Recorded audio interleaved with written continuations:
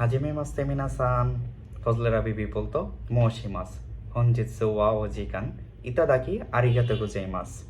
出身はバングラデシュのダカです。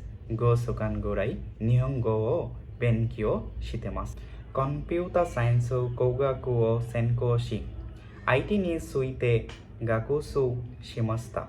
ポトワカリサイエンス&テクノロジー大学という大学を卒業したばかりです。大学で学んでいた時に1、2間プログラミングトレーナーとして働いていました。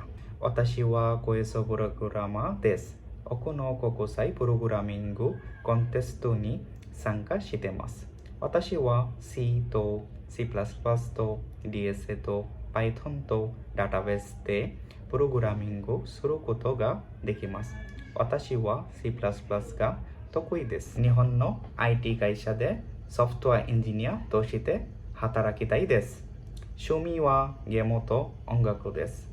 これから以上です。どうぞよろしくお願いします。